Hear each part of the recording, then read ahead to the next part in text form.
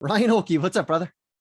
Hey man, good to see you. Good to You see have you. the lovely background as always. I don't Yeah, know if you even continue improving it every single time or I slowly add things in over time yeah. until it's just like this total hoarding disaster behind me.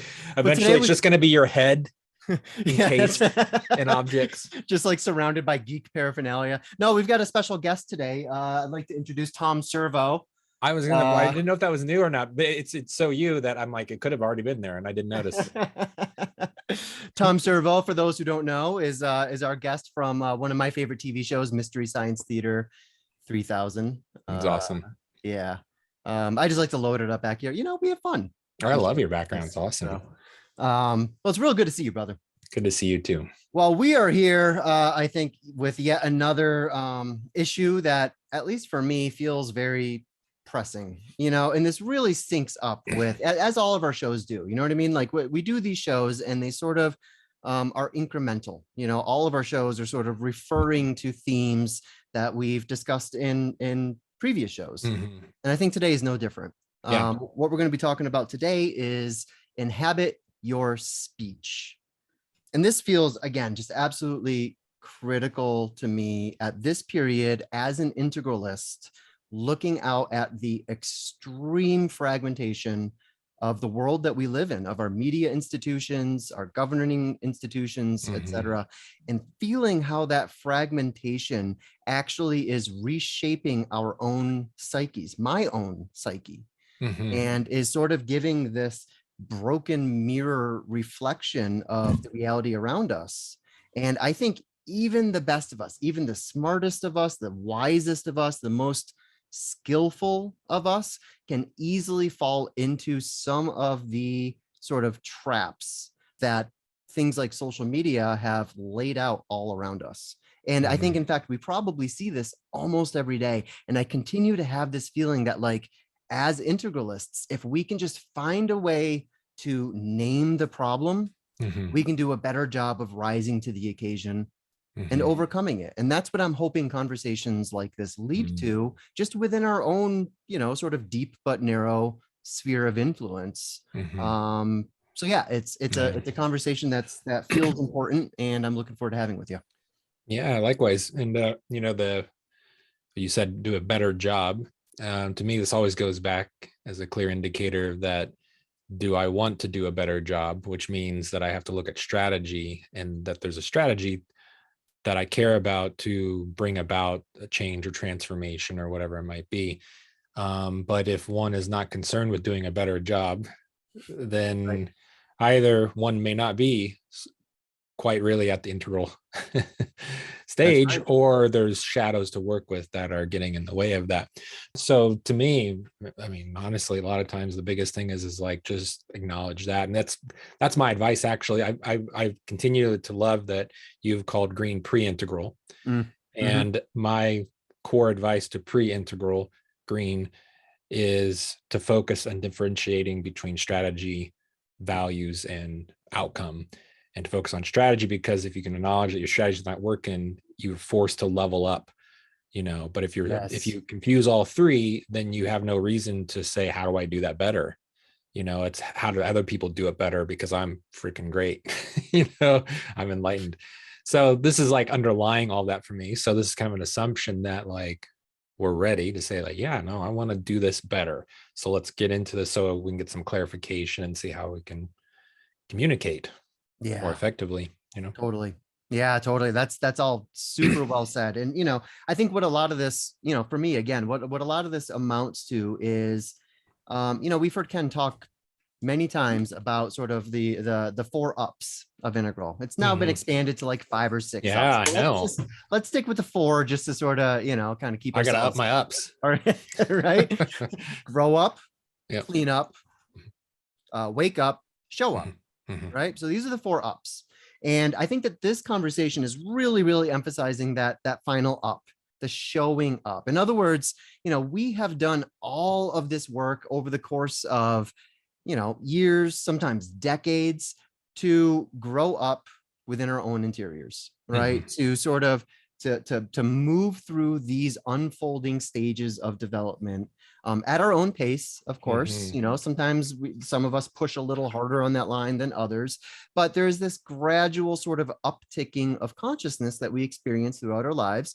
We become more mature, we become more responsible, we are better able to inhabit some of the later stages of development that reveal themselves to us in this growing up process.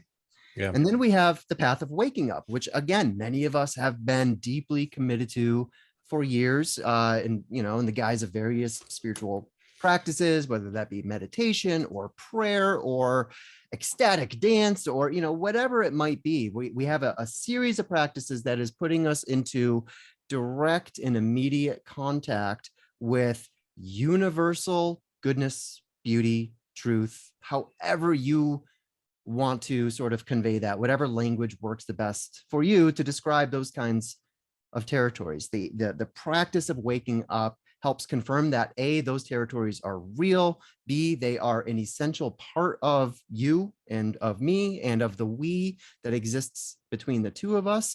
And it requires a lot of work. I mean, there's a little bit of sweat that goes into both growing up and waking up.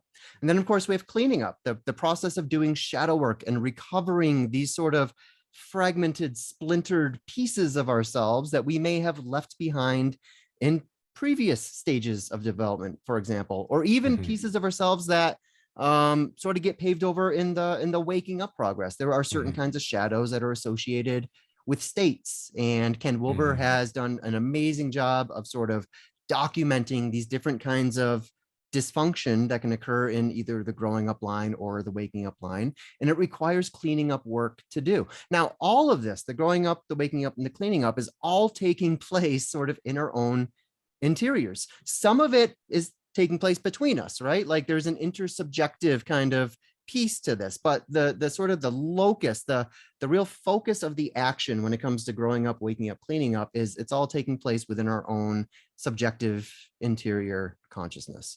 And then we get to the last up, which is show up. And for me, this is like the tipping point, right? This is when all of that work that we've done in our interiors, the years, the decades of practice and cultivation of various skills and ways of enacting the world, all of this tips over and begins to spill out into these other quadrants. That's when we begin to notice how we relate with each other, the quality of our relationships, the quality of sort of the environments that we find ourselves in, how those environments are actually influencing and sometimes even directly shaping our own perceptions, our own relationships with each other, and our own behaviors in the world.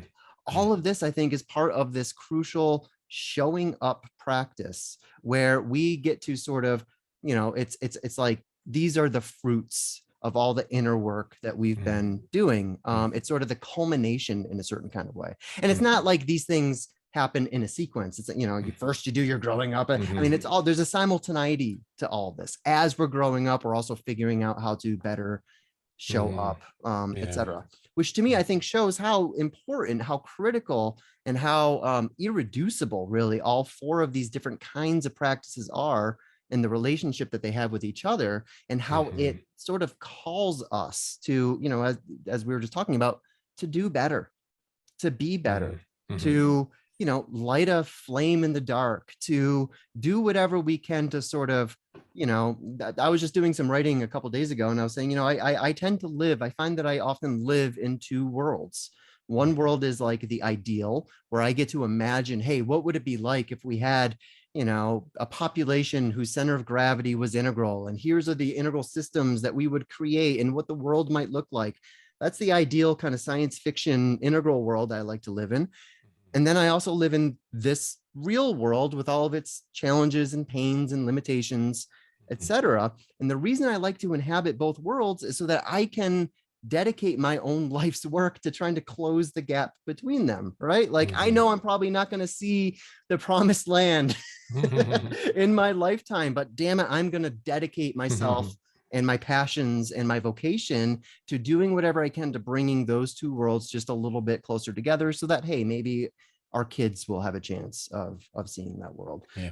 All of which is to say, I think that this conversation speaks directly to that process of learning how to show up more fully in a more fulfilling and satisfying way in the world, that, you know, where we can actually exert a little bit more influence and maybe kind of nudge this, you know, nudge the world kind of in the direction we'd like to see it going. Yeah. Awesome overview. Thanks for setting us up. I love my preambles. No, they're great. I mean, it's awesome, man. You I can tell you know how to do this.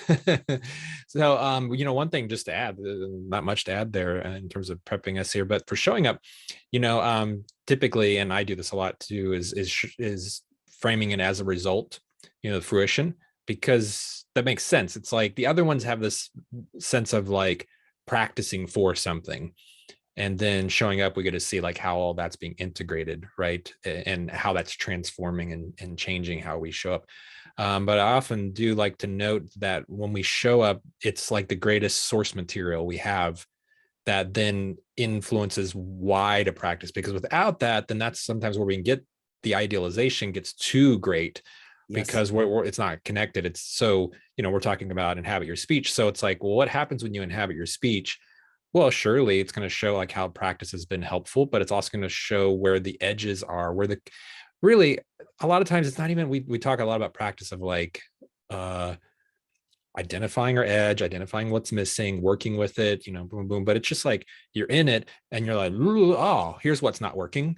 And it just neutrally, it's not, who cares even of labeling it, growing up or cleaning up. It's just like, oh, here's something that's not working that well in my engagement or in our engagement in communication. Well, okay, I want to work on this. This is new source material to throw back in to all of the ups. So just throwing it out there as another. No, it's beautiful because there's sort of there's a tension, as always, right? There's a tension in the polarity between sort of a perception of lack, for example, and a perception of abundance.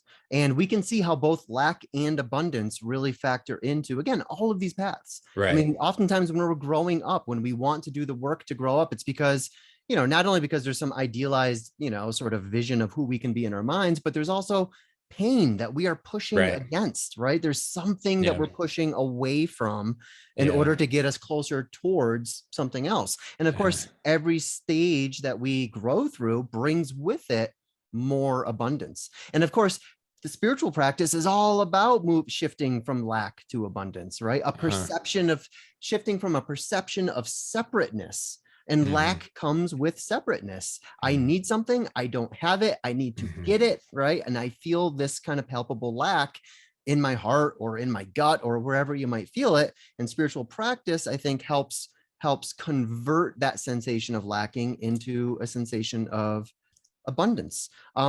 We can also talk about lack and abundance when it comes to the path of cleaning up. I don't want to dwell on it too much here, but you know, I think when it comes to showing up, again, at least showing up at integral stages, I think is again, there's this tipping point from lack to abundance. Like we're showing up why the past 10 years of American life have been uniquely stupid.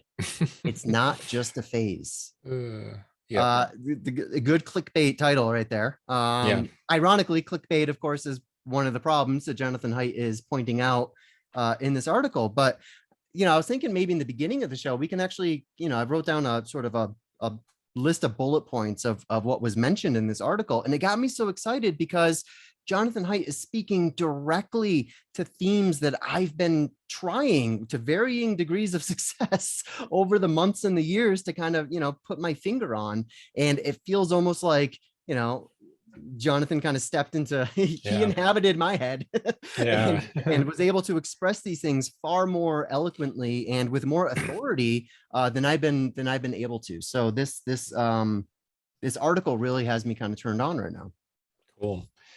Yeah, that's great. I haven't got to read it, but it's definitely, since you just passed it to me not too long ago, but I'm looking forward to it. And even just your description of it points to something here and talking about inhabiting your speech. Like for somebody to be able to write an articulate article like this that is truly engaging and meaningful requires inhabiting speech. It's in written form. And 100%. I think I've been noticing slowly, it feels like it in the last year or so, articles or forms of media popping up, like in the more organic, broader scope of culture, things like this, where it's starting to feel like integral, Yes. in Yes. a very natural way, which feels good, almost taking me by surprise a little bit, almost like, is this for real? Like, it's not just like more specialty or niche, like in the communities that we're a part of, where there's a lot of great discussion and works in there, but like to now be in big Yeah.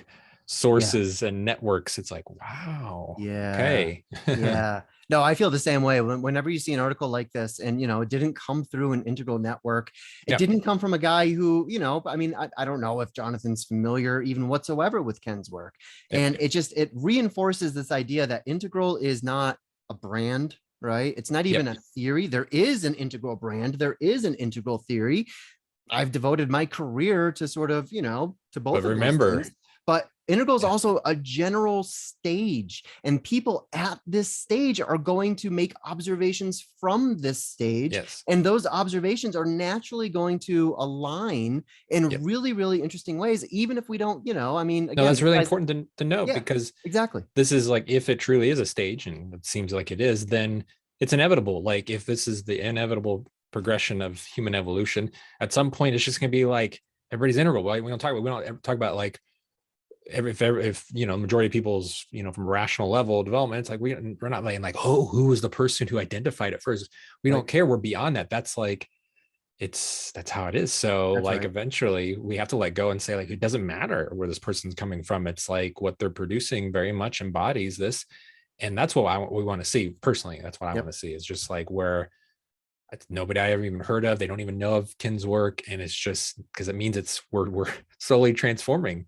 That's right. No, it does two things for me. It confirms for me, well, reinforces my own perception that the territory is real, right? Because more people Yes. are beginning to stake it out, right? Yep. Even if they have different maps than I do, they are staking out the same territories that Hmm. we've been looking at for, again, decades. Yeah. Right.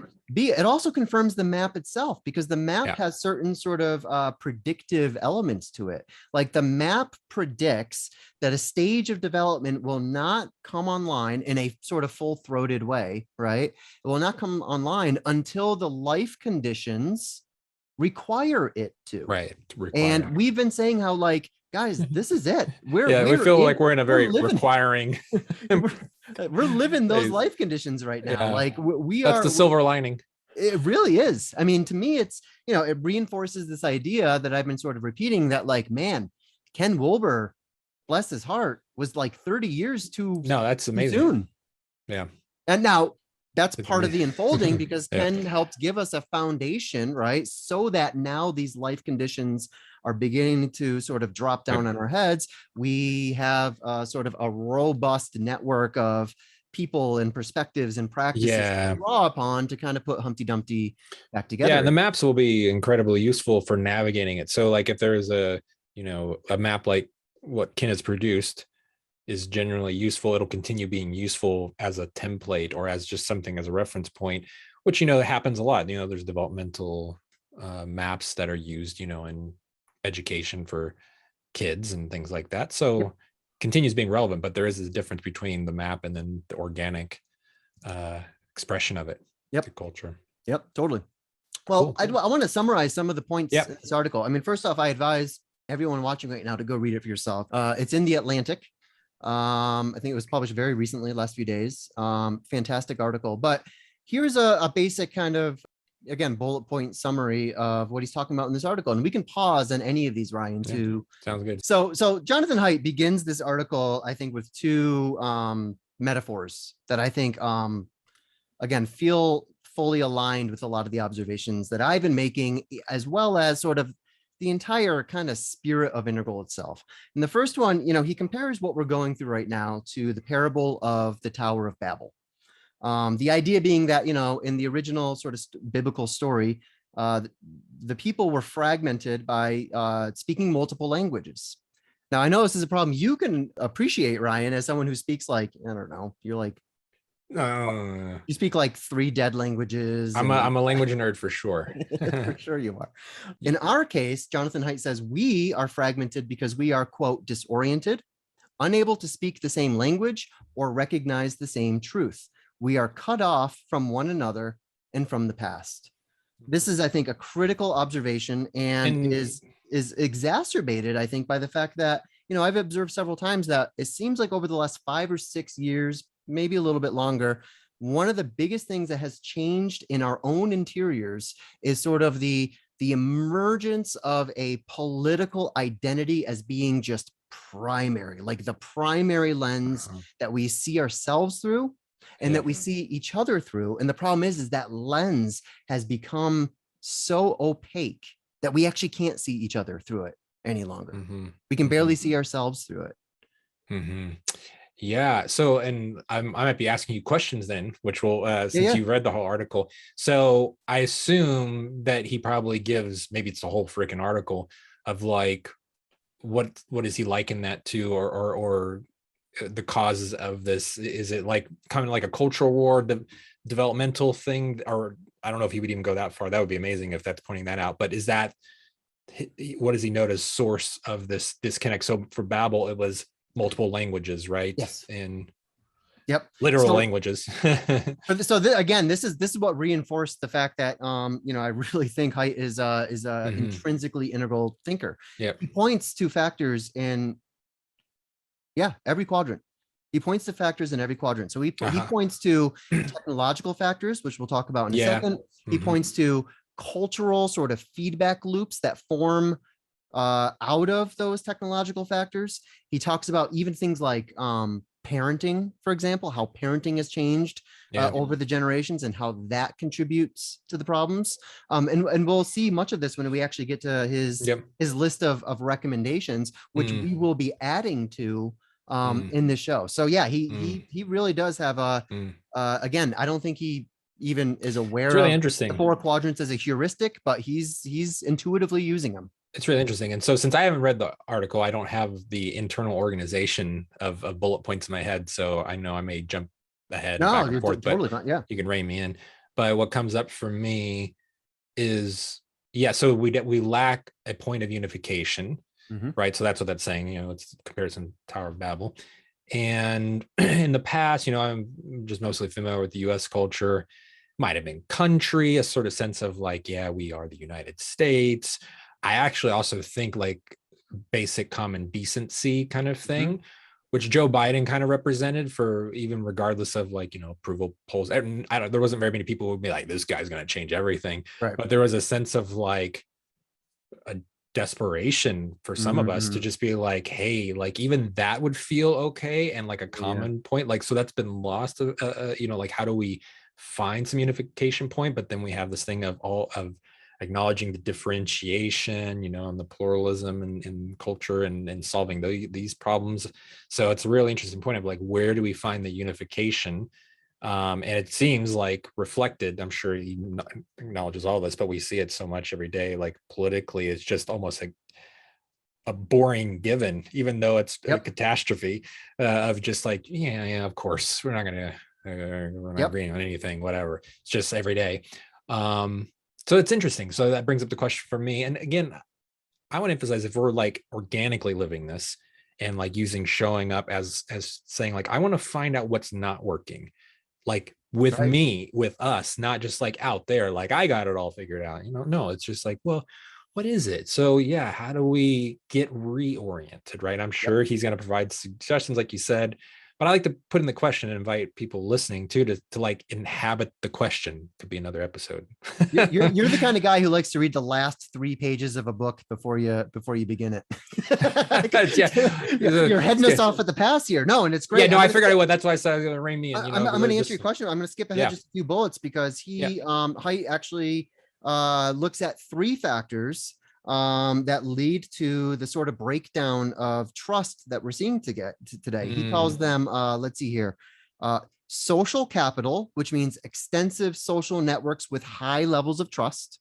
That's the first factor. Second factor is strong institutions. And the third factor is shared stories. Now, he doesn't necessarily specify the common factor, or what's uniting all of these shared stories, but I think it does get to something that you mentioned, which is a healthy and robust national identity, which is sort of the health, I like to regard as sort of a healthy conservatism within myself, and feels like the lesson that we might have learned or should have learned from the rise of Trump and sort of the jingoistic nationalistic language in his messaging that brought him, to his ascension.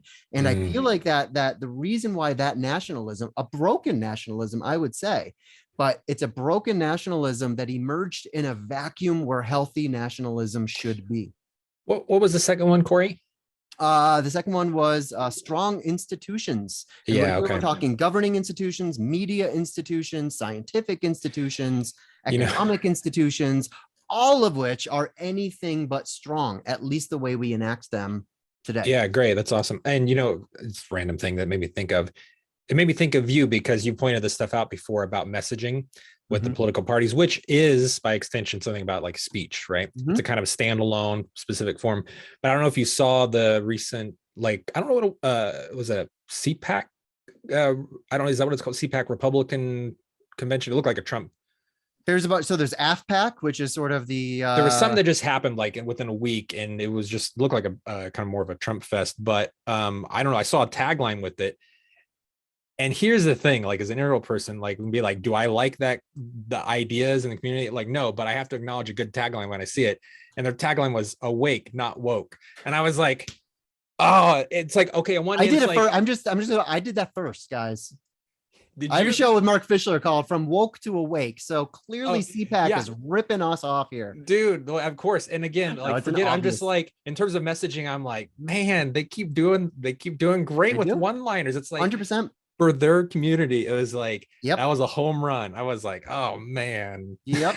No, anyways, it's true. Conservatives kind of an aside, I know, because it would just made me think of like shared stories and things like that. I'm just like, whatever they may be, like I disapprove of, I'm like they get an A+ on taglines. That is such an important point. Conservatives are better than progressives when it comes to these shared stories that they're able to communicate and that deeply resonate with their own base. Now, the problem is we see a diminishment, I think, of shared stories that unite sort of all these different ideologies, right? It used to be that our two parties were cast as loyal opposition. Well, we've lost the loyalty and we've amped up the opposition to the point now where, both sides of the political divide believe they are the true patriotic Americans and therefore need to push the other set of people's ideas out of the country entirely, which is obviously not patriotism. We don't have that common sort of field that's uniting, again, all of these kind of warring ideologies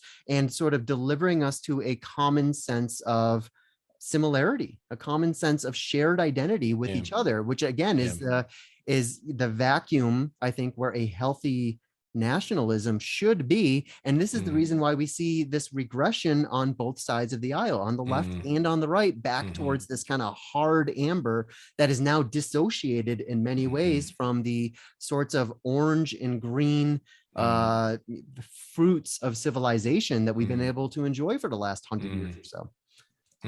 Which brings me to Jonathan Haidt's second major point here, which is, again, just a thoroughly integral point, especially to lead a discussion with. He says, there is a direction to history, and it is toward cooperation at larger scales.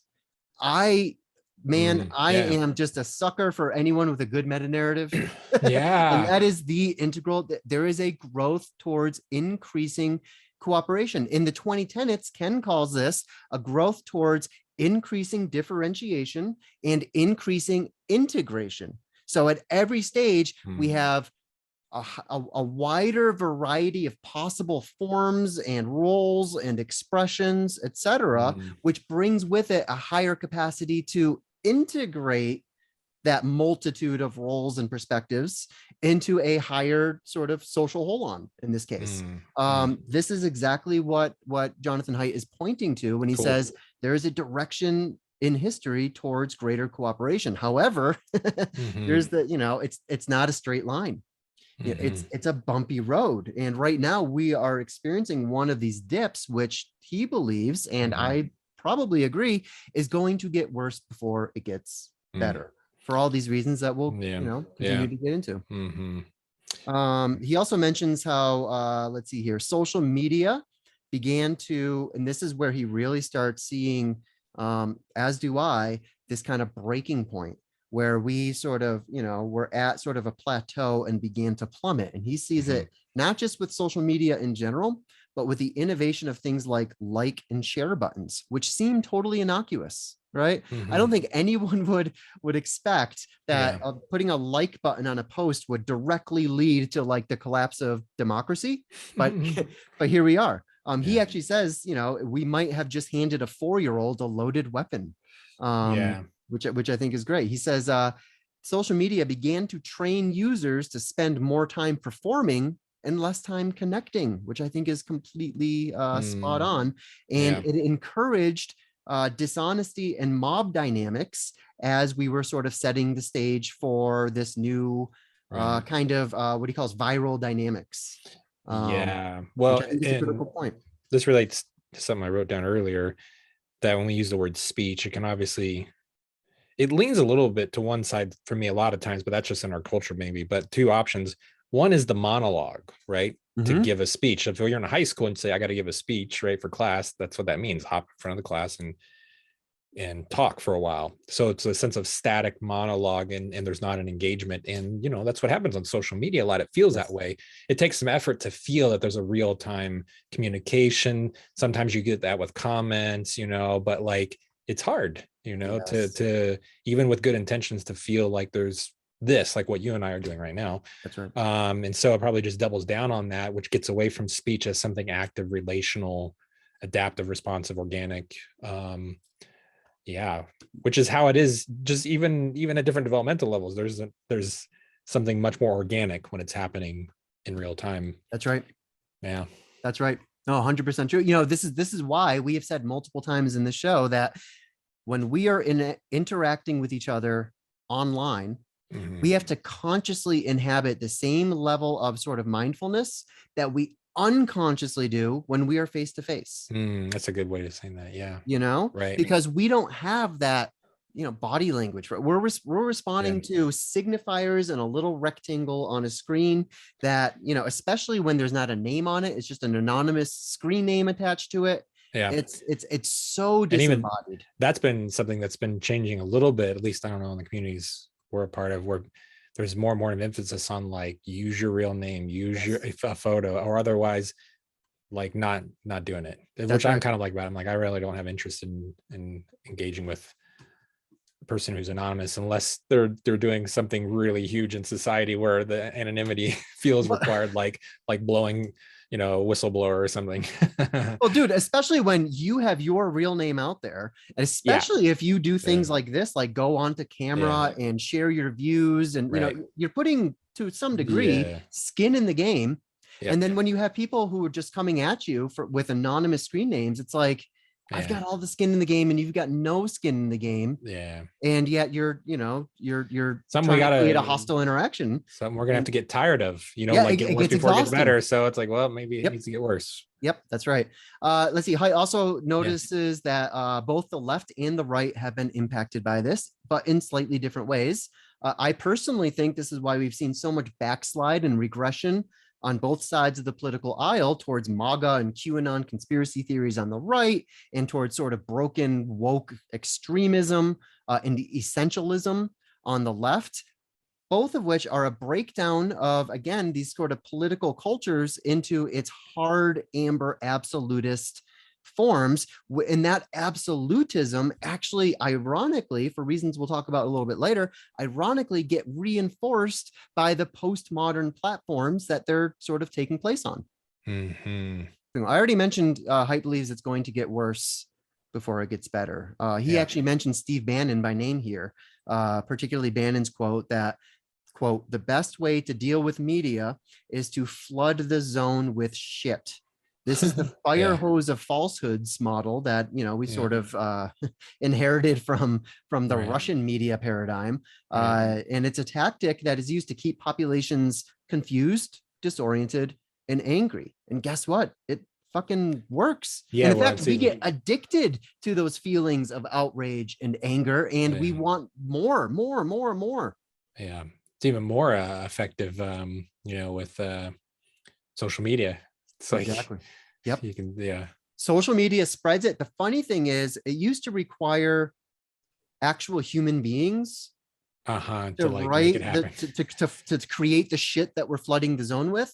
Now it's Yeah. like there's artificial intelligence that's able to create passing bullshit, right? That like you wouldn't normally know is not coming from a human being. There's now like essay writing AI bots that are now flooding the zone, which is Yeah. about as dystopian as I can fucking imagine. Right. Totally. So now we get to, I think, the really juicy part, which is what do we do about it? And Haidt has a couple recommendations. I think we're going to have some of our own as well. So his suggestions are, let's see here. We must harden democratic institutions so that they can withstand chronic anger and mistrust. We must reform social media so that it becomes less socially corrosive and better prepare the next generation for democratic citizenship in this new age. So basically, we're talking about strengthening governing institutions, changing or transforming our social media technologies, and transforming our approach to education itself in order to create more resiliency. And this is important, Brian, because you know, we're Gen X, and the generation sort of, you know, before us were the boomers, obviously. We should have more capacity to see this for what it is, because we lived in an analog world. Now we live in a digital world. We have memories of what the world was like before we kind of took this slide into total aperspectival madness. Now, I don't think many of us have noticed, because it's sort of one of those boiling the frog problems. You know what I mean? Like you don't notice that you handed the revolver to the 4-year-old child until the trigger was already pulled. And here we are. But you know, the younger generations, this is all they've known. They're born into this aperspectival madness. And that's why I think he's suggesting that we start taking another look at how we're educating our youth, both in terms of like our, you know, academic institutions, but also just in the level of parenting. You and I are going to do a show down the line sometime, Inhabit Your Fatherhood, which I'm looking forward to, where we can talk about some of these issues. But yeah, parenting is very different, critical here. Yeah. You know, it goes back to what you mentioned about what he said. I think it's going to get worse before it gets better, because the interesting thing is like these are strategies to fix it. But the thing is like people have to see that it's bad enough to want to do those things. And like it keeps looking like that collectively we're not quite collectively enough of us tired of how it is in order to change it. But the other option would be is that something is created that is so incentivizing, so appealing that it's hard to resist, you know. So when like Facebook came out and Twitter and things like that, they were just so appealing, and you know, it's just like, oh, gotta do this is going to be fun. It's offering me something that's impossible otherwise.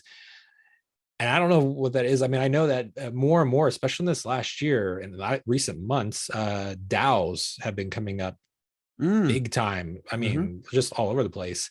And so it's like, who knows, maybe there's going to be structures and forms that emerge from some of the people who are seeing these things and want to create something that will be so appealing that people can't resist, you know. But until that point, it looks like we have more to go downward in terms of getting tired of it. So that way we can say, yeah, let's reform social media. But right now it's like, how many people actually want to reform social media? That's people right. Like, nah, I like it just how it is. Yeah. We're more addicted to being outraged by each other. Yeah. Right. Then we are being outraged by the fact that we're always outraged by each other. Because you just that's what it's going to take. It's going to take that meta outrage of like, I'm sick of being tired. I'm sick of being exhausted by all of this. And I can now see it more systemically. It's not that you are the problem, right? Or that group is the problem. It's like, this whole dynamic is fucked from the get-go, and we have to do something to pull ourselves to another level. Yeah. And I mean, these suggestions sound really great. So I'm just hoping we keep going. It's another reason why I love this article, Ryan, is like he's again reflecting shit that we've been talking about in shows like this forever. I mean, it was I don't even know how many shows ago where I was talking about, you know, Corey's 3 ideas to no, they were great, right? And one of those was, you know, we need to make a shift from first past the post voting which Yeah. creates a lot of this division in the first place, right? Yeah. To something like ranked choice voting, which Yeah. Jonathan Haidt names as one of the, possibly most effective solutions, at least in terms of restoring our governing institutions. Uh-huh. I don't think it's an accident. I don't think it's an accident that the only two Oh. GOP senators who voted for Justice Jackson Uh-huh. both came from ranked choice states. I wasn't really quite aware that there were some ranked choice states. Yeah, I know Maine is. Oh, that's Maine is a awesome. ranked choice, and I think Alaska. Cool. Yeah. It's encouraging to know that there's at least a few examples out there. Yep. Yeah. Okay. He's also got a few suggestions to reform social media itself, which we were just talking about, things like user verification. Yeah. Even if people still want to use anonymous screen names, at least find a way to confirm Well, that it's a human being and so not these are the things that have been coming up big time. I mean, that's been happening more over the last like 3 or 4 or 5 years, where again, the fringes, but you're seeing that like where people identify like verifying my identity through this service, through this other third party service. Like, I want you to know that this is actually me. And like, I'll provides things of like, if somebody else tries to impersonate you, but like, it's just like, you're seeing those things come up, it's not really user friendly and not like people are going to adopt it universally, but they're starting to, the seeds are there. So it's got to be part of a platform that people love. So like if Twitter just decided like, hey, we're going to enforce this, well then boom, that would be huge.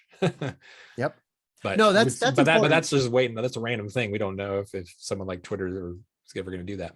It's an important point because it helps remind us, I think, as integralists, it helps remind us that there's more to this than like, oh, let's just create a whole bunch of new sort of integral structures up here. Yeah. Right.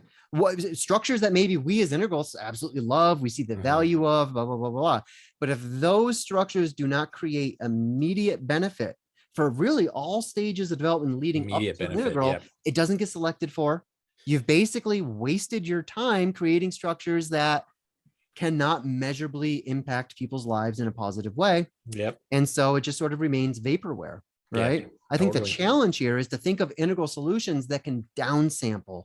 And again, as you're saying, create that immediate, like, oh, this is obviously better. And that's why, like, yeah, the downsampling and immediate benefit to all developmental levels. This is why I go like in a Maslow's hierarchy kind of thing, going down levels of needs, Yeah.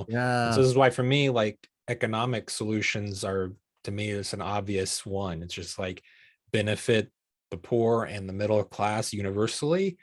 It's going to be a hard thing for people to resist if it's a true benefit, even if they're just like, I want to get on board. It's just like you make the benefits so big and relevant that they can't refuse it. But if it's a benefit that's only clearly beneficial to, say, an integral level, it's like, well, only integral people are going to want to do it. Or only if it's green, it's the only green. It's got to like, how do we get it all the way down, or down far enough that you tip it over into majority? And that 52% really isn't a majority in this country. So you got to click up to 60 plus, Yep. Well, one of the things that gives me hope,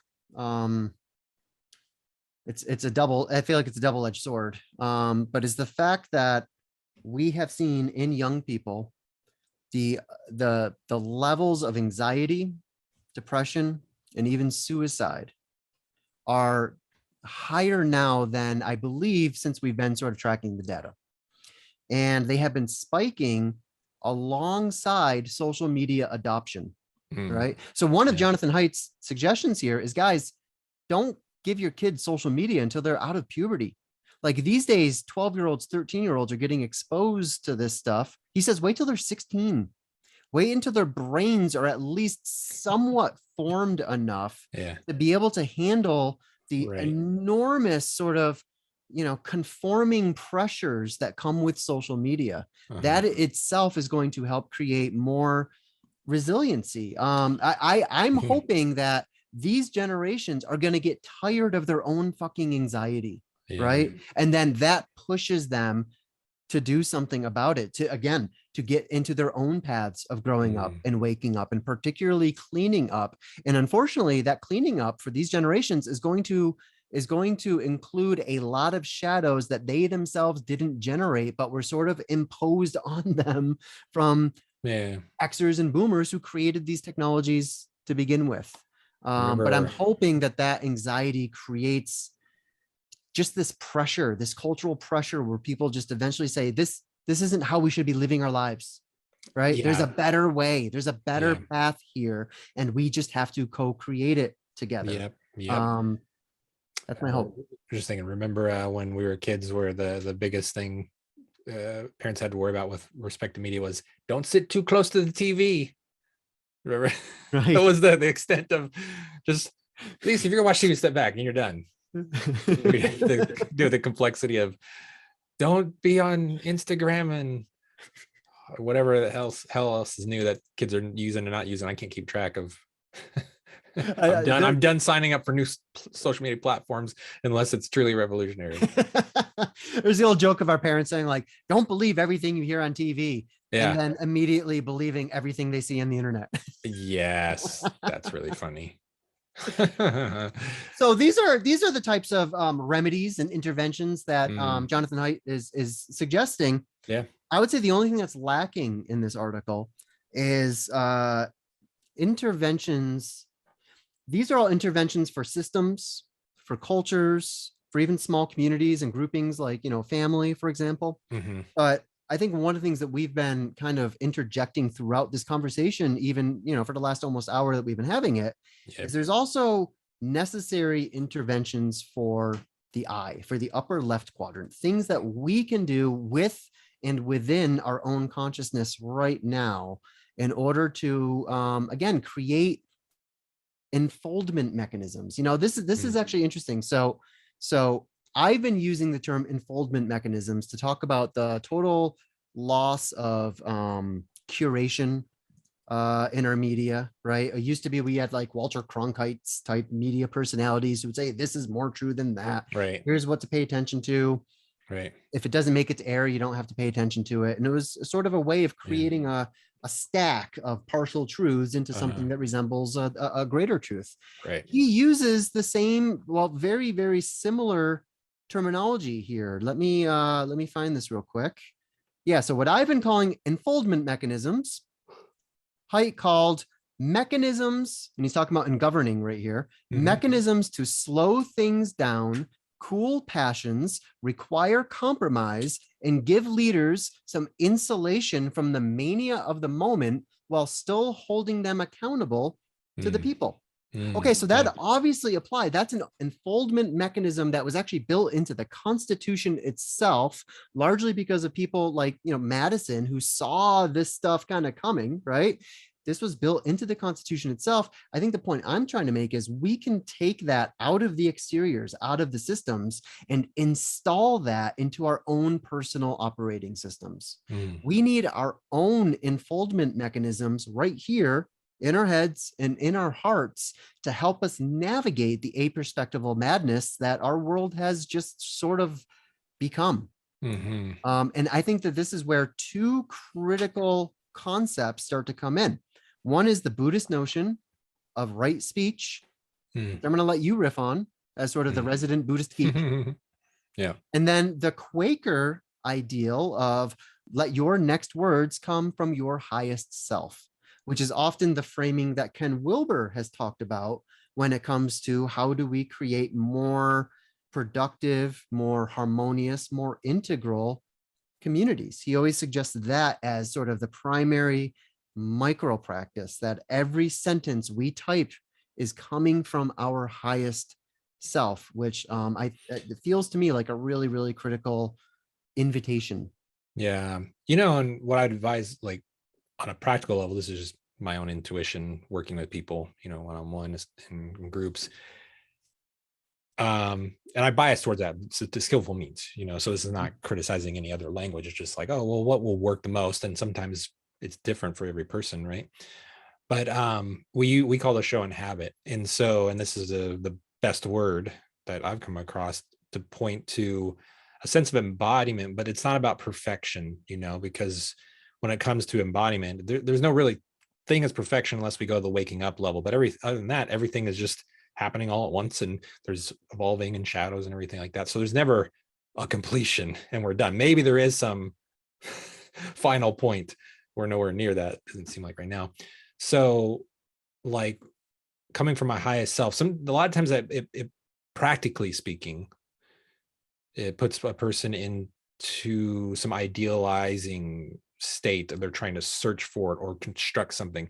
But I would just offer like, become present as much as you can, as I can, like right here, and let my speech arise from my being, and it is what it is, right? And then when it happens, I'll see what was useful and what could be better, or what's missing, or it could be any number of things. But like, even from a creative standpoint, just like, hey, there's probably, maybe what I say just works great that time, okay, but another time, well, there's something missing. So like, that would be what I would say is like, continue the inhabiting process, which includes cleaning up, growing up, showing up, waking up. Yeah. I love that. And I love yeah, that. and that's the best we have. And it brings in like genuine depth, as much depth as we have in this moment, it'll bring it forward. Yep. And there's humility, because if Yes. we're inhabiting, because if it's like, we can be like, highest self is, could be like kind of to waking up self, and it's like Mhm. perfection, like I am speaking like Samatabhadra, the embodiment of reality. So how could I be wrong? But if it's like, hey, where are all these things? Heaven and earth, the classic meaning of that through Yep. us. We did a Um, show many episodes ago. We were talking about the polarity of confident humility. yeah, I think that's what exactly. bringing both of these two sort Right. of practices together, that's what it helps cultivate. Yeah, totally. Now with the right speech thing, it's interesting in the context of Buddhism. Often, at least Tibetan Buddhist context, we considered a little bit more of like a first turning kind of approach, which can involve like, it's not necessarily limited to that. I'm not going to say that, but like often it is. So like right speech, right? We use that thing, right. And of course, in the modern context, we might find other translations of that, soften it, make it, try to evolve it. But it's like, it's in a context too, where there are like precepts and things that you should do or you shouldn't do. And so a rule-based kind of thing, which can be really helpful sometimes, right? To like help us find momentum in the right track. But then later, it's got to evolve, and so you go down to like tantric practice later, and it's saying like everything is of use in practice. So Mhm. rather than renouncing something, take it and try to transform it, so inhabit it. So if there's anger, inhabit that, and then see how the energy of that anger can be transformed into speech that is more effective, that is more meaningful, that doesn't cause harm. So that's the essential of, is like, how do we not cause harm, and how can we support wisdom, reduction of suffering, etc. But it's funny because for me, speech and knowing that it's tied to right speech in Buddhism often evokes a little bit of like the rule-based Mhm. approach to speaking. It's like Which again, I don't. it's like playing music, isn't it? I mean, the precepts are there to help you learn your scales. And Well, once you've this will learned be your a scales, you can freestyle. You can then start playing jazz because you've created these sort of this would be a interior better. feedback loops. I think that would be a more integral understanding, because like when these things arose, it was like, no, that's it, Right. that's the Yeah. deal. It's like, no, renunciation is the deal. That's, and in Yep. some context, still in a traditional context, you might find people who say, no, this is it, you got to follow rules, and there's limitations with it. It's more of an amber kind of orientation. But like what you're saying, I think it definitely can have a place. It's like, well, I'm going to consciously use some rules. I do that all the time, like for behavioral changes and things like that. It's like, yeah, just I'm going to implement this until I don't need that anymore, right? And so like, or foundation, practice the scales. So what would that be like, in speech? Well, it could be like, for example, and again, I go to call the show Inhabiting, and so it's like, well, let me slow things down. I'm going to do a Mhm. formal practice, and I'm going to try to inhabit myself, attune to being, rest in being, and then I'm going to try to speak, even just words out loud to nobody. Can I stay attuned to this while reading a piece of paper? Can I then stay attuned to that while speaking to a good friend? Can I then do that while speaking to somebody who triggers me? Like you can set this up like contained kind of formal practices, and work way up until it's really organic. But the thing is, we can't take ourselves out of the organic environment. We still continue. So this is the thing, is like in Buddhism, you can enter into a renunciative environment where, yeah, it's contained, and all the conditions are geared towards what you want to do. But like out in the world, it's just chaos, right? Right. So for me, that's distinguish those different levels and like, which way am I working with? And I think they're all really useful. Like formal practice with limitations, vows, constraints can be really, really good. And then like, how do I bridge the gap and practice up this full spectrum? in really simple ways. Oh, that's yeah. No, I love that. And I love that invitation because, it's one of the patterns that I see happening so frequently is, look, we live in a world.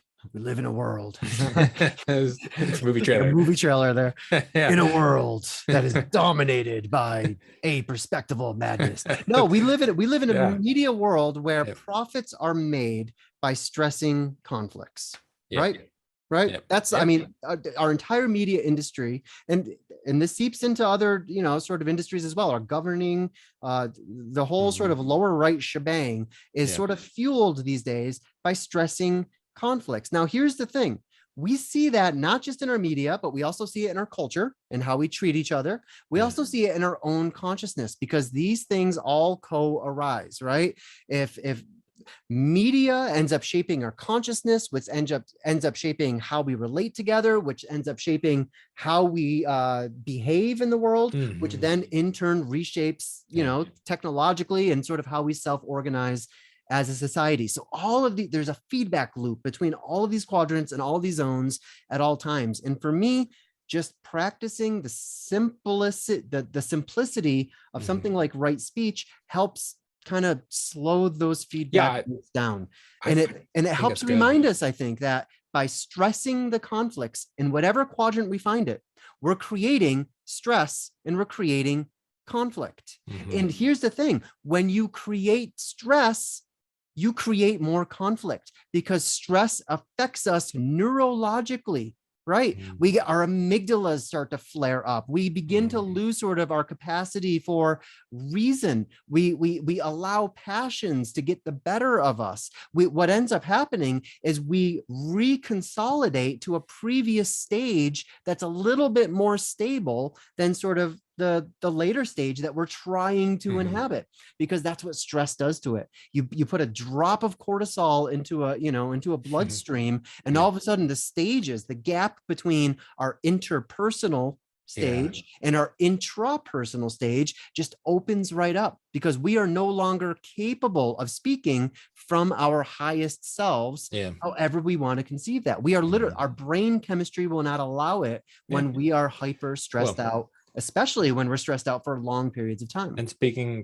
of all that, you bring up, upper right quadrant there, which is a funny thing, which can be easily missed by spiritual communities and philosophical communities, that like our biology is really important. So we can talk about like how do still stress and conflict affect our biology, but we also can do things physically, biologically to help change our state. I mean, this is what happens when we take a psychedelic, except that's really, really intense, but like, exercise and diet, all kinds of things in very simple way. Everybody get caught up in like their special, I used to say being in Boulder that diet nutrition, it was the new religion, like how people feel about it. But these are things not to leave out. I mean, they can affect speech, Yes. It's like, so if you got a lot of cortisol in your system, it's going to affect it. Now I got to do Mark Rubio. That wasn't nearly awkward enough. Yeah, I know. I need to feel more pressure. Well, and to me, the other thing too, Ryan, is that it's a reminder. The reason why I love that Buddhist frame is that it's a reminder that our words are not inert. Yeah. Right. Our words have impact, often in ways that we will never see or understand. Right. But every word we speak, either verbally or even just in our own minds, ricochet and ripple out and influence future expressions, again, either verbal or in our own minds. It's sort of everything we say, everything that we try to communicate and how we try to communicate it sort of formats the hard drive in a slightly different way. Right. And when we allow ourselves to, for example, participate in hateful speech, whether we're just thinking it to ourselves or we actually allow it to erupt at each other, right? That actually creates conditions that make more hateful speech more likely in the future as we begin to sort of associate that coping mechanism with these literal, chemical states in our own brain. This is just what I do when I get pissed off. Yeah, yeah. right? It's And it's hard to track the Mhm. damage that we actually inflict when we do this Mhm. unconsciously. That doesn't mean that there's no room for anger or even rage or Mhm. righteous indignation. When I mean, all of this can be expressed within sort of the construct of right speech. It's about Yeah, being able to consciously manage it, yeah, right? And to yeah. not slip into this unconscious repeating of patterns and behaviors that only end up hurting other people Yeah. as well as ourselves. Corey, you just gave a great little Dharma talk on right speech. I Ooh, think that was good. ooh, You nailed it to me. Yeah. So I mean, that's the whole deal, is like the slowing down, how these things become unconscious. And this is why you apply something like right speech, is to slow it down and become aware of it and aware of the impact. And you said it all great. And you can use formal terms like karma, and yes, cyclical existence. That's what it means there, in a very simple way. It's like this continues and continues and continues. With that being a foundation, then we can, if we work with that enough to slow it down, to say like, okay, this is happening and I'm no longer ensnared completely unconsciously, like 24/7. I can see like the three passions in Buddhism, like functioning. Okay, then we can work with it more. We can work with it more transformative ways, even to the point of like, from a waking up perspective, wrathful deities, which, if we're talking about anger, it's like the wrathful deities are completely wrathful. They have like drinking blood from a skull, and they got like weapons and standing on corpses and all kinds of things. So they're not fucking around, So there's an intense energy there, but it is a liberated energy. So it's not like, mhm, oh, we're just calling ourselves enlightened and being pissed off. Um, but slowing down, like in yeah, practice, and working with speech directly, in some way, communication. I think that's really, really useful. In I just go back to the practice I mentioned, some form of that. It's like, okay, whatever state a person may be cultivating, whatever quality we may be cultivating, it's like, okay, can we inhabit that, whatever we consider right, good? And then what is it like to speak from that place? right, And notice it. No, don't expect to be perfect. Just be curious. And I think for me, like in tantric Buddhism, there's a deep sense of curiosity. And if you go even further, like Sogyal Mahamudra, like everything is arising on its own accord and liberated automatically, needs nothing. Well, then reality is inherently creative and inherently curious. mm, So I can kind of like let go and see what patterns are habitually arising, with a little bit more laughter, even if it's also painful, and then say, okay, let's work with this because it mm, matters, and that's, to me, integral takes us, is like what the fourth turning of Buddhism, like Ken will talk about. We can say like, okay, we're not just going to stop at waking up, even through three turnings, and say like, what's happening here matters. So let's work with speech, in an yeah, integral way that can consider and conceive of developmental levels and stages. yeah, Because yeah, without that, it's like, gosh, what are we going to do with right speech? right. How do I, even if I am doing great in a therapeutic way, like if I can't acknowledge developmental stages, how good is speech going to be in today's culture wars? Right. Yeah.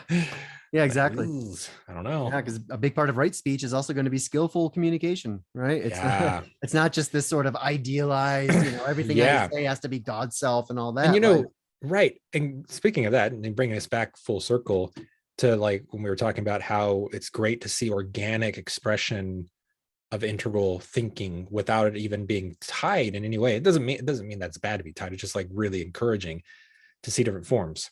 And I've been noticing slowly and slowly, where I know we've talked about different, like films and television, things like that. And we can go back to a movie like The Matrix, and Ken was the commentator along with Cornel West. yep. But seeing it show up even more in like, not like the blockbuster, like that we're still talking about that movie, decades later kind of thing, like just normal random shows and things like that. Well, there's another one. I don't know if you've seen it, but Vince and I've been talking about it on, say, HBO, Minx. Hmm.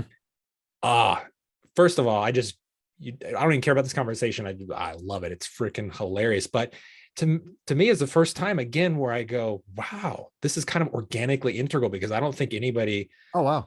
I don't hear anybody using integral language. I don't have any sense Right. that somebody like, oh, I read this book, but it deals with feminism in particular, and it clearly embraces the evolution of feminism, and like brings up really key points. So it's not just washing away, but then also criticizes an immature form of that, but doing it all from an integral level. And you got to watch it, Corey, because I think when you watch it, you'll want to like maybe make commentary and bring it into one of our shows at some point. But for me, it's just another example. So we talk about integral speech, integral communication. It happens through art. It happens through music. It happens through movies. It happens through critical journalism. But to me, like, it makes me stop. I just think about, like, wow, they did that in a way where this show is just enjoyable. And it just happens to be because we're integral nerds, Right. that I have that thought and they're like, wow. And like literally one of the lines, which out of context is like, well, who cares? But it was in response to a really intense, like, growing up moment. And one of the person says, because grow the fuck up. That's why. But like, in the context of this whole show, it feels like the integral growing up. Like, this is what Right. we mean. But it happens in all a really funny way. It's really well cast. It had to be done just how it is done, because otherwise I think a lot of people might have railed against it in some way, but really good. So I wanted to throw it out there. And repeat the title one more time. Minx, Minx. Super, super funny. Definitely rated R. So it's a comedy, but well done. And anybody who's watching this show, I think, like, if you watch it, it's going to be very hard to not just think integral light bulbs, going off in addressing it addresses an issue, but does it in an entertaining way. So for me, this is a sign, because it's not heavy-handed in the sense of like, we're going to be integral. It's like, it just is. And so, like, Yeah. the more organic we see this, the more encouraged I feel, because I'm like, oh, these forms are popping up on their own. Totally. Yeah. No, that is exciting. And again, it just makes you feel like, regardless of where it's coming from, this is all part of this ongoing grand unfolding. Yep. And everything is right on time.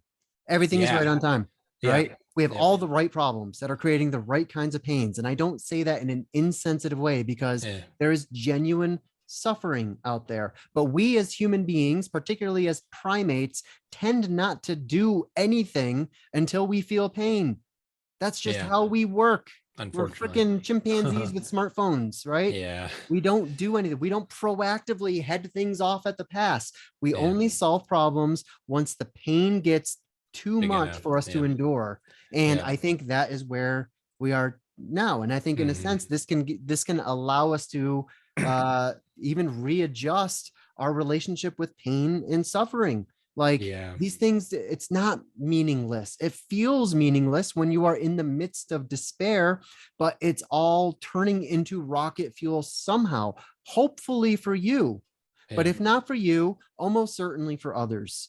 And I'm hoping that we're reaching this tipping point of fear, anxiety, pain, alienation, disconnection, loneliness, that all culminates into suicide, right? I'm hoping this pain is enough to sort of erupt into a new, well, just more better expectations for how we should be doing this human game together.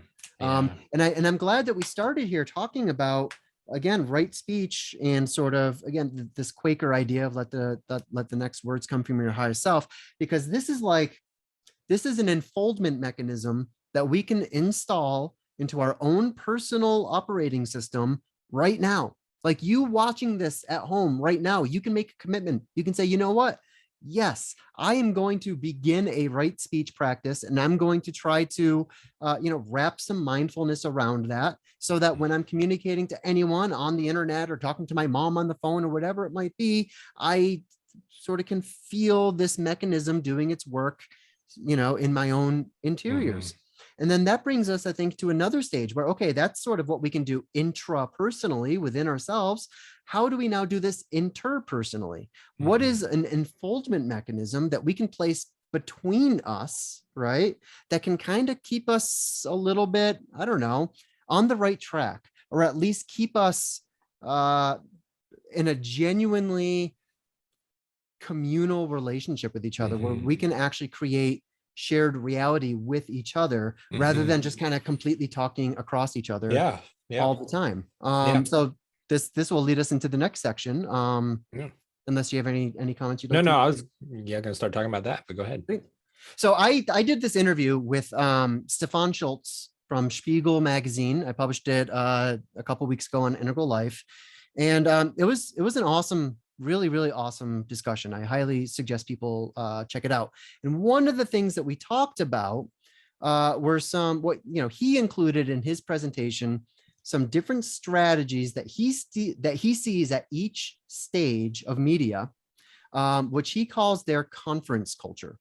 And I listened and I saw his presentation, and it's just been sort of sticking with me. And I've been finding myself thinking about it a lot and actually seeing these dynamics playing out in all of these different communities that all of us are a part of. Right. Yeah. And so he actually goes through and he outlines, and what I'll do is I'll just read sort of a summary of these at each stage, and then we can kind of talk about them all together. So at the amber stage, this is sort of a top-down communication style. This is just basically pure talking points. Perspectives are handed down through a perceived media or institutional authority, and then repeated, usually uncritically, by adherents to that ideology, whatever it might be. Right? We see this a lot. Early orange. So one of the things Stefan does is he doesn't just say amber, orange, green. He breaks orange into 2 stages, which reflects like Suzanne Cook-Reuter's work, for example, where we've got early orange, which we sometimes call umber, which is the expert stage, and then late orange, mature orange, which is the achiever stage. So at the early orange expert stage, this is debate culture, where the goal is always to compare the most idealized version of your own perspective, which is often established via amber top-down communication, comparing that to the most negative straw man depiction of the other's perspective. Here, we see critical thinking as primarily meaning I need to be critical of everyone else's point of view. And the goal here is oftentimes to basically walk away feeling like the smartest person in the room. You want to feel like the expert, right? And then at the late orange stage, this is more like dialogue culture. So we go from debate to dialogue. And the point here is not necessarily to win a conversation, though that can take place as well. We do call this the achiever stage, after all. But it's actually more about learning more about each other's views and values. These dialogues can certainly take the form of debate when they need to, but not the bad faith kind of debate that we see at early orange, which likes to make characters and straw men out of opposing views. Instead, here, there's more emphasis not on straw manning each other, but steel manning each other. In other words, I need to give the most accurate summary of your point of view as I can before I try to criticize it, right? Rather than criticizing an exaggerated caricature of your argument that I have in my own head. Here we see critical thinking means not just I need to be critical of everyone else's point of view, but most importantly, I need to be critical of my own point of view. And this is, I think, something that comes online in a big way at that late orange stage. This brings us to green, where we go from, again, debate at early orange, dialogue at late orange, to something like discourse culture at green. Here, the dialogue is opened up to far more perspectives, which can produce a far more robust conversation with a pluralism of informative perspectives across a very wide spectrum of thought. I think we should know that at this stage, oftentimes alternative perspectives are actively prioritized over more mainstream or orthodox or dominant perspectives.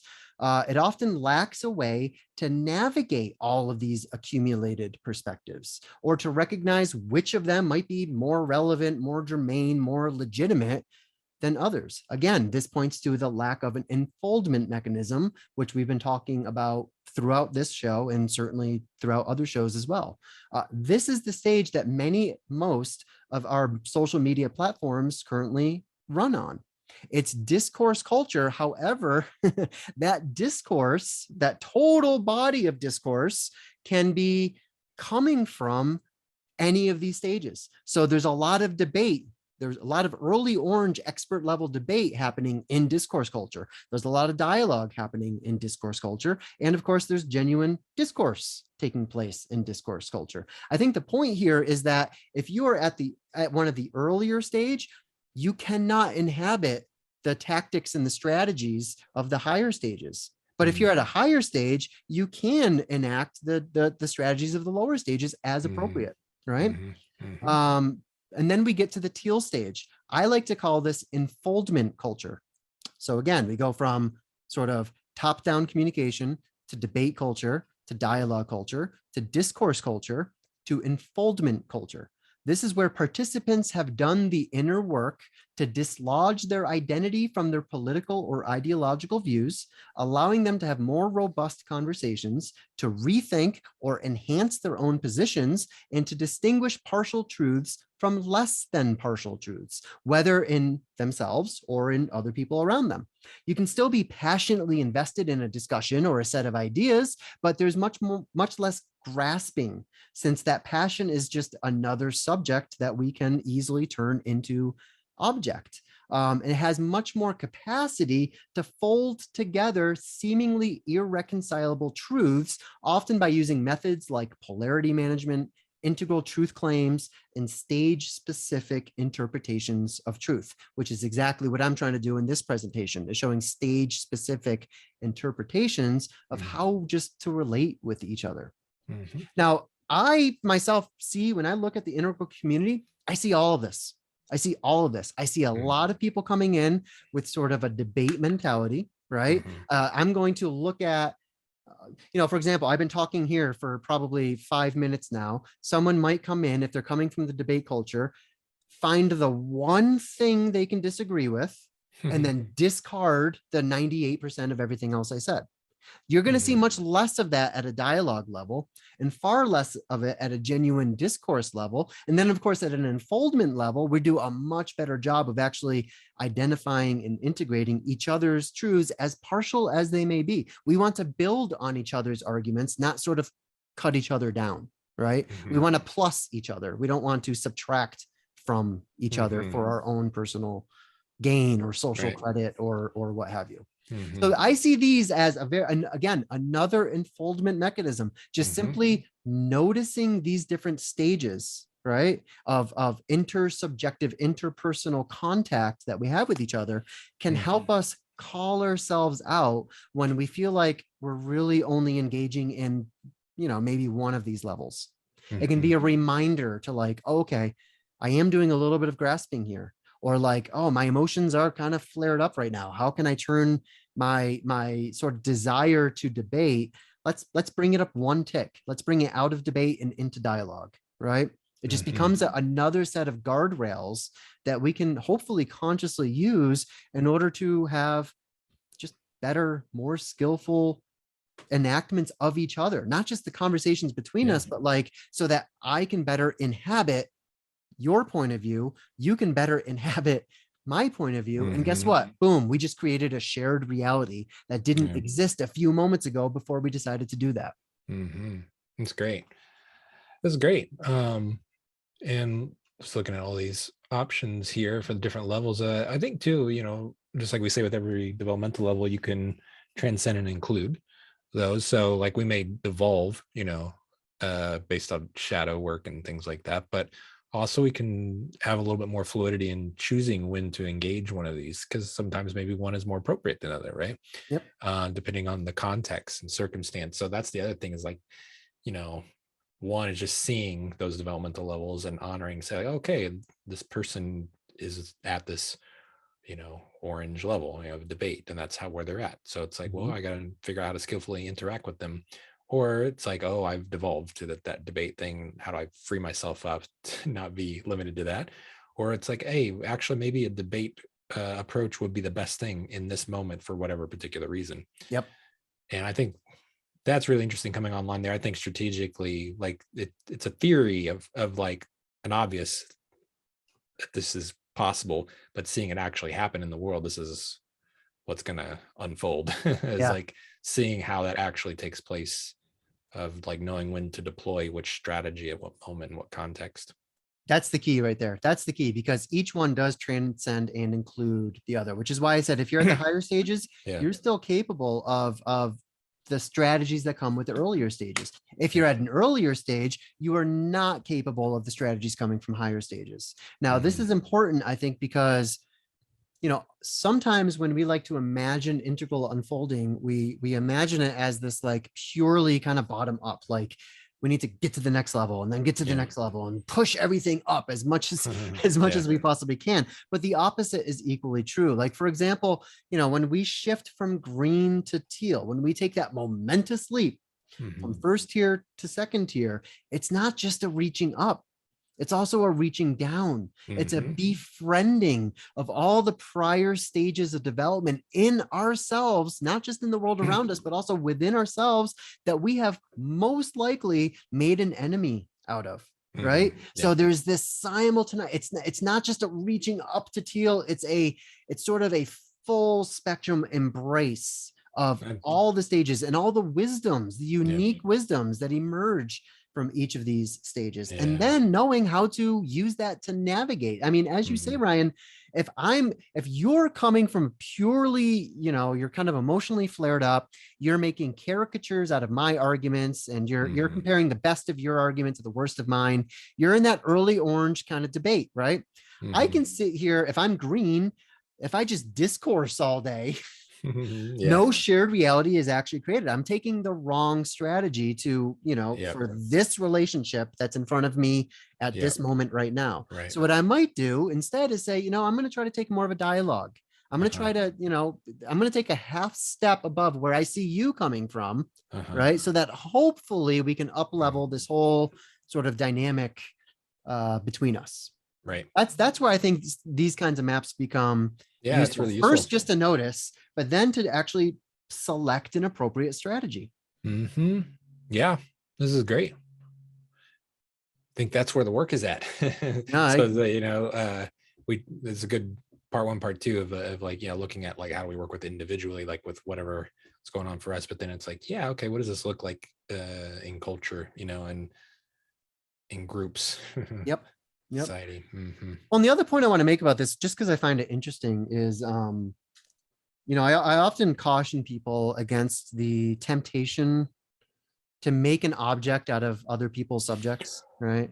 To do this like "you're so green" crap that we see often with like really immature expressions of integral. Yep. It's kind of like, I've got this new color by number kind of Right. model, and I'm just going to squeeze everything however I can. Reality is way more complicated than that. First Yeah. off. Second off, you don't actually have any access to someone's interior unless you're in an intimate relationship with them. So the thought that you can sort of glean their cosmic address through sort of the little thin layer of the iceberg that's poking above the surface that we actually have access to, especially on the internet, right? Which is the smallest tip of the iceberg you can actually imagine. I think it's a fool's errand to think that we can actually assess each other in that way. And that's why I always resist this kind of reconstruction of each other's interiors. And clearly you're coming from amber right now, and I'm coming from integral and all that shit. It's abusive, it's rude, is really what it comes down to. It's a rude thing to do. However, got a caveat on that, because I think when we're looking at these different strategies of engaging with each other, all of these are products of the interpersonal line. And the interpersonal line is by nature intersubjective. And the word intersubjective means you need at least two subjects, right? There's a contact that's taking place between two subjects. And I think that when it comes to the intersubjective line, we can get a fairly, not a sense of who you are totally at all times of your life, like what's your stage of interpersonal growth. I can't get that, but I do get a good taste of like, what is it right now at this moment, right? I can get a good taste of your subject because it's enmeshed with my subject right now as we're having this conversation. But that's important. I think the thing that's important to remember there is oftentimes, again, especially in periods of stress, our interpersonal line consolidates far below our intrapersonal line. So we might ordinarily have a center of gravity that's like, let's say, green to teal. But if we're really stressed out, we're going to descend. We're going to sort of find a resting place at an earlier stage that just feels more stable to us in that moment. And that's where our interpersonal line can sometimes sort of, that can determine how we use our interpersonal line to communicate. So it's not that like this gives us a magic window into each other's souls, but it does tell us something about how we're relating to each other right now, which I think allows us to kind of like, hey, I feel like you're kind of making a caricature out of me. I feel like you're kind of straw manning me a little bit. Let's do a little bit better and see if we can raise the discourse. And that feels valuable. Definitely. And, going back to the practical suggestions from earlier of like, look at what context, because even saying like how messy it all is really, like, and talking about how you're saying very difficult to make an object in a nice, neat way, that it's often based on context. So it could be like, oh, with good friends who we really love, no, we cruise at the higher Mhm. altitude. A more particular challenging relationship, or a particular challenging a group we find challenging, well then we might devolve. So it's like, where and when and where do we get stressed, and identify those circumstances, and then identify what actually happens in experience.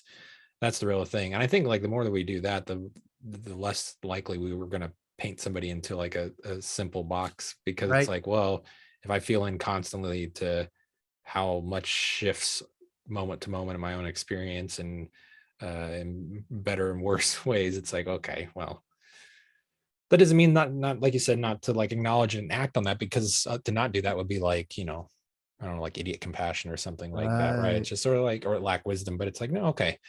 But one bias there in terms of right speech, in terms of a formal practice, could be like, well, let me bias towards honoring where that person is coming from, and let me have that be my orientation.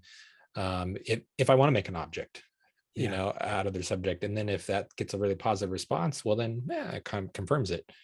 If it doesn't get a positive response, and it's kind of like, wait, what are you talking about? Well, then maybe you're off. No,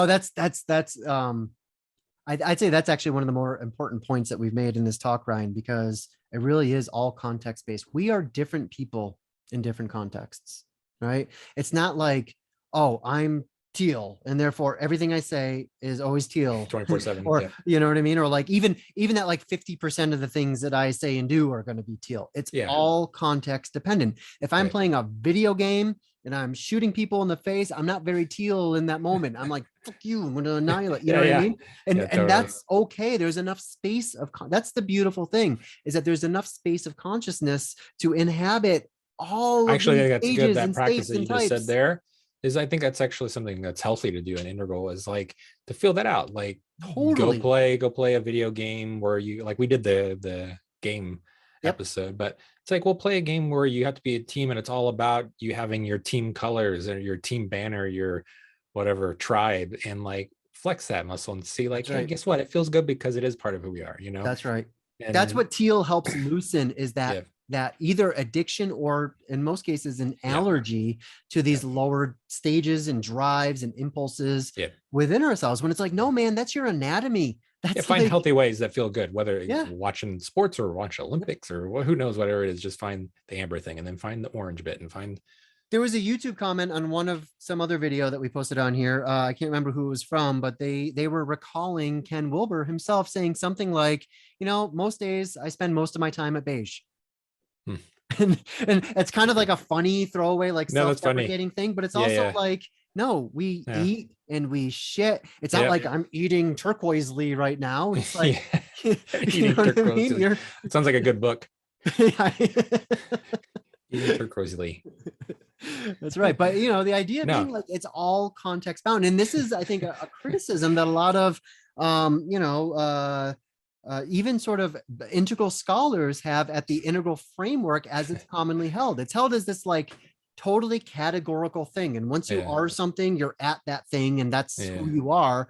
When it's like, it's so like, yeah, man, hanging out with you and Vince, for example, I feel yeah, a different bandwidth yeah, of permissions to yeah, be more of myself than if I was hanging out with like my old college friends or something like that. yeah, That yeah, bandwidth is going to be more narrow. yeah, It's probably going to be a little bit lower down in my system. And that's yep, okay too. I can yeah, inhabit that. I will be that person in that context. And hopefully, when I show up to do a show like this with you, I can be a yeah. different person in this context. Yeah, it's funny thing in context. So like with taking private swim classes at the Y, so I can feel better about that. And not using the triathlon to like my motivation. Mm-hmm.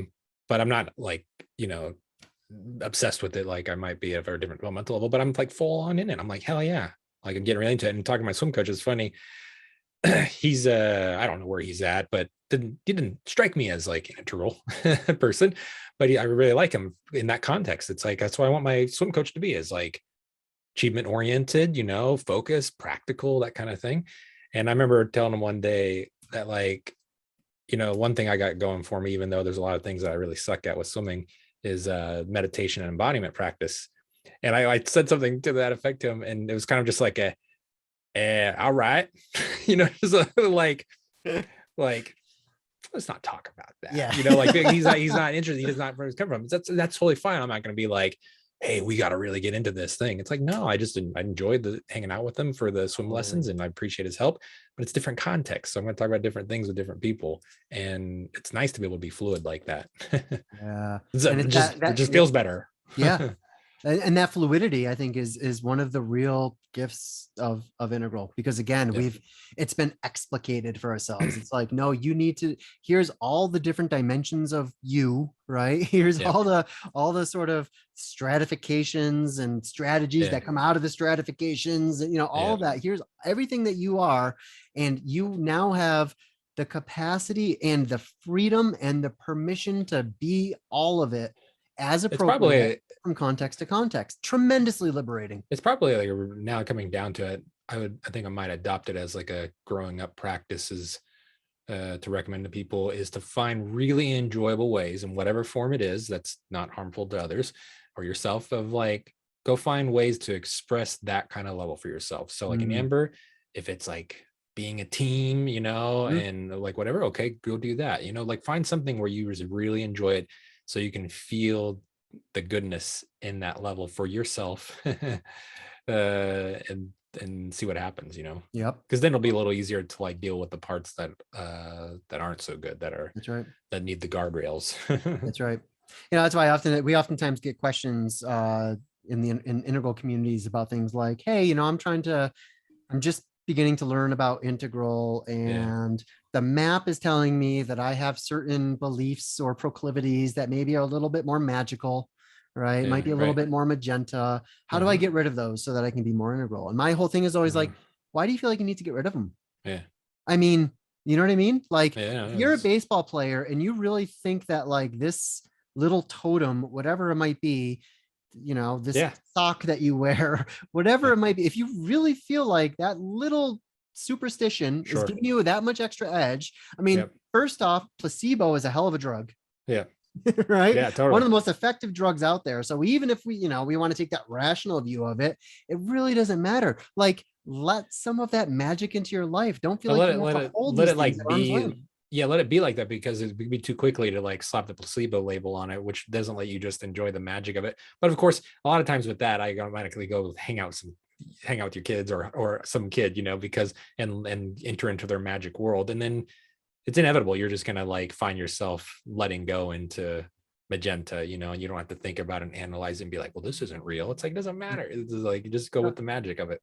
That's why I still love watching fantasy movies. This is why movies are a really good way of feeling it. Magic. And I want to get an Integral Dungeons and Dragons crew going, because I feel like we would have the best game of Dungeons and Dragons ever made. Nice. That would just be so much fun. But these are ways to kind of recontact some of these and the same is true of Red, right? Go back to the movie episode. Exactly. That's a good way to just like enjoy it. Like, don't analyze it, etc. You just like enjoy it. Like, I love some Harry Potter movies. It's just like, give me the magic. Perfect example. You can watch a Harry Potter music and get totally absorbed in that like imaginal world, that very, very magenta to red world, right? Without having to also carry in your green concerns about the author's transphobia, or you know what I mean? Like, whereas like if you're at green, chances are you can't separate those very well. The artifact and the artist are just kind of fused together. It's like, well, no, give yourself permission to let some of that shit go. Just let it go. The both and thing, right? Hey, I still listen to, there's something, probably a topic for a future episode, Ryan, but the sort of when an artist does something bad, and how that, or if that changes our perception of the artwork. Like, I noticed, like, I can't watch Kevin Spacey movies because I can't separate the persona from the person, right? However, I will still turn the volume up if a Michael Jackson song comes on. Well, it might be, I'm the same There's way. more distance. there's more distance, but also too, it might be just how significant the work is, like Michael Jackson to me, I mean, it's just by There's that many too. people's Core standards, it's just memories. like, Yeah. well, no, I mean, like how historical and revolutionary like somebody was in their work, like Michael Jackson. I mean, you can go from objective analysis and just be like, changed music, changed pop music, and the level of craftsmanship was just bananas. So it's like, yeah. And Kevin Spacey, yeah, like he's not like he wasn't a chump actor, but like if it were Tom Hanks, for example, in terms of the body of work Tom Hanks is producing tomorrow comes out, Tom Hanks is somehow some really Hey, bad guy. QAnon already believes he is I like know. I remember king the QAnon pedophile. thing. So Yeah. Yeah. So I think there's sometimes that happens, and it has to do with the profundity of the artwork, which of course we label as, oh, it's always purely subjective, but we can have some objective markers, but it is an interesting thing. it's a fun tangent to go down. And Yeah. again, Yeah. it's something we should pick up another Yeah. one. It But could be a I good. often use the example of I think stand-up comics actually get the brunt of this, where like it's probably hardest to separate the performer from the person when it comes to stand-up comics, because there's an authenticity of comedy, right? Yep. There's just something about comedy where it's sitting right on our zone 4 line of like Yep. what's permissible to say Yep. or not say, which is how this fits into our Yeah. inhabit your speech. No. There's permissions. So Bill Mhm. Cosby, for example, his early shit is no longer funny to me. I can't listen to it. And the reason is that comedy itself depends on an image of righteousness and authenticity. This is family-based, healthy Amber in a lot of ways, family-based comedy. Dad is great. He makes us chocolate cake, that type of shit, which gets completely undermined as soon as you know who the person actually is and what they were capable of when he was telling these jokes. Yeah. So that to me ruins the comedy. I can't salvage Bill Cosby comedy. However, I still think Louis C.K. is funny. Yep. Well, yeah, different. There's going to be different. Because we already knew he was a scumbag. Well, there's different things because yeah, like, and we're definitely gonna do that episode on stand-up comics. Yes. But yeah, that was a thing for me, is like with Louis C.K. was like who he presented himself as, and then what we found out, the gap was very small. Like, to be honest, it's just like, if people are being honest, like if people aren't honest, be like, oh my gosh, it's like you're not being real. Louis it's like C.K. of all people. Yeah, it's like doesn't excuse anything, but it was just like not far off from, it just wasn't a gap where compared to what Bill Cosby presented and who he turned out to be. The gap was enormous. Even the stories outside of it about him calling up other comics and being like, why do you, like Eddie Murphy, why do you have to say fuck? It's just like, oh, you're a dickhead, man. It's like you're having that conversation with what you were doing, so like it changes a lot.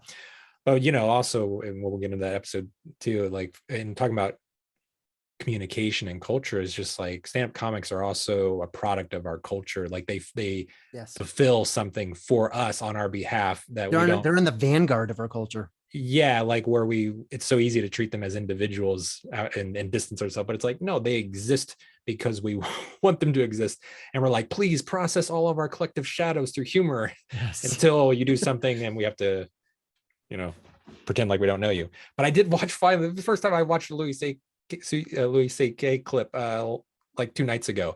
I just haven't got around to see anything, and I was like, he's really good at his craft. I'm like, he's a good storyteller. It's not an excuse anything, but I was just like, he's good. Yep. Anyways, well, we'll save a lot more of that for another episode because there's a lot to talk about. I know. No, that was a good tease for the future comedy episode that we've been sort of cooking up for a few months now. Yeah. We just need to, have the time. It's a lot of organization. Like the video, like our film clip and video game episodes. It's gonna take a little bit of work. Yep. Well, dude, this has been awesome. It's funny. I went to bed last night and I was kind of stressed out for the show. I'm like, I've got this thing about stages of engagement with each other. I don't know what else, how are we gonna float a whole show? And like, I woke up this morning and it was just like, oh shit, we've got like a lot to talk about today. Boom. Thank goodness for you, Corey. Hey, you as well, man. This has been awesome. This is why I love doing this with you. Likewise, man. Yeah, we have so much fun. And again, this just feels so critical to me at this moment. So again, just to review for people, think about these different kinds of what I'll call again, enfoldment mechanisms, simple little practices, injunctions, etc., that we can create in all four quadrants, in our technology and social media, as well as in our communities and our culture, as well as in our behavior, right? And even our mental health, right? Our brain health, our physical health, and then in our consciousness. What are the kinds of enfoldment mechanisms that we can install into all these different dimensions of our operating system in order to be better, do better, feel more fulfilled, feel more engaged with each other in a truly authentic way, so that we can, again, close the gap between this ideal world that we all want to live in, that's somewhere out there past the horizon, and this sort of fairly dystopian world we find ourselves in today. All of us together, I think, can do the work to bring those two worlds together. Yeah. And that's what gets me up in the morning, man. That's great. Great summary, man. Cool. Well, Ryan, I love you, buddy. I can't Love you wait too, to man. jump on Destiny with you sometime It'll this happen week. at some point. Let's descend together. I know, man. I love it. Yeah. Well, good to see you. And thanks to everybody who was here in the live stream and later watching the replay. That's right. And we will catch you guys next month. Thank you. Cool. Thanks. Take Bye. care.